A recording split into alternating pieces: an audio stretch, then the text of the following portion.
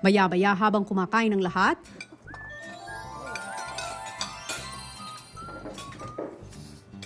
ang mga toymates agad na tumayo para muling maging laruan. At bilang si Brenda ang nakakakontrol ng paggalaw nila, naisipan niyang pagtripan ang mga toys. Mama, matutuwa ka. Sino? Oh my God! Oh, wow! Mega!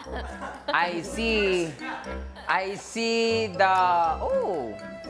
Ang taray naman itong... Ang taray ng ulahok, para nakapagsaing na ng 5 takal, ah.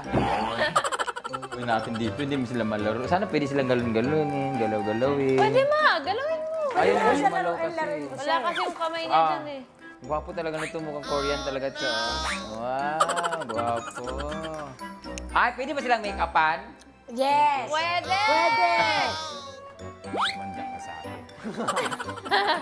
Lipstick lang, walang ganti. Akong lipstick kay... Ay, pwede ba? Pagbalik ni Brenda, kanya-kanyang paraan ng mga toys para maitago ang mga mukha. Feeling ko tinago nila yung mukha nila. Wisit na to.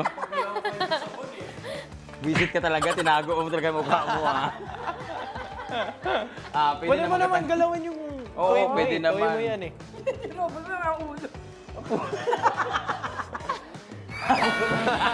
Hayop ka. Nagtago ka pa, demonyo ka. Ang pangit naman kabanding nitong mga dolls na to. At sinimulan na nga ni Brenda ang makeup session ng mga toys.